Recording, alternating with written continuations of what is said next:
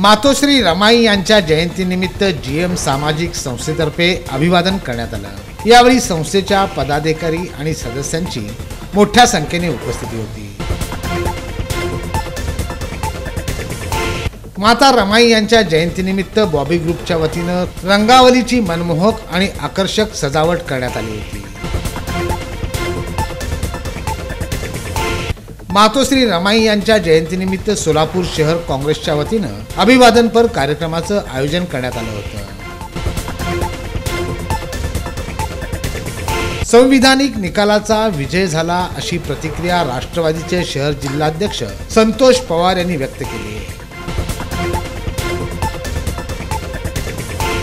राष्ट्रवादी पक्ष आणि चिन्ह अजितदादांना मिळाल्यामुळे प्रदेश उपाध्यक्ष किसन जाधव यांच्या नेतृत्वाखाली जल्लोष करण्यात आला।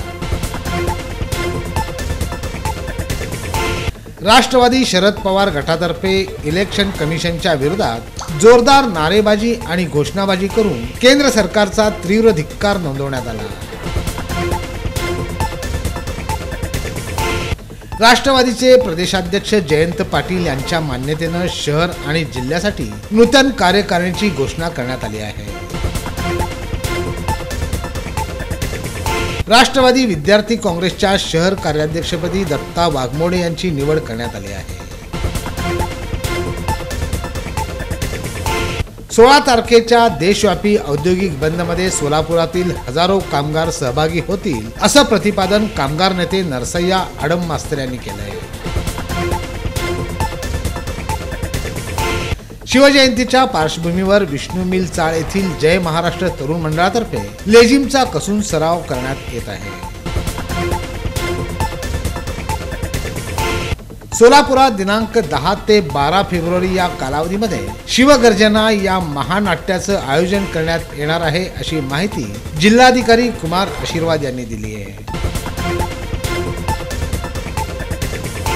केंद्रीय योजनांच्या लाभासह प्रक्रियेसंदर्भात माहिती देण्यासाठी मोदी गॅरंटी व्हॅन सोलापूर शहरात दाखल झाली आहे। जळगावच्या पोलीस अधीक्षक कार्यालयातर्फे SP-M राजकुमार यांना ग्रँड सॅल्यूटद्वारे निरोप देण्यात आला।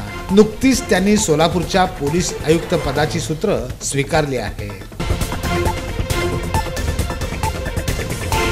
कोठारी ग्रुपनं प्लंबिंग क्षेत्रामध्ये पदार्पण केलं असून ग्राहकांना उच्चतम दर्जाची उत्पादनं वाजवी दरामध्ये मिळणार आहे। 4 ठिकाणी घरफोडी करणाऱ्या आरोपीस अवघ्या 24 तासांमध्ये जेरबंद करण्यात शहर गुन्हे शाखेच्या पथकास यश आलं आहे।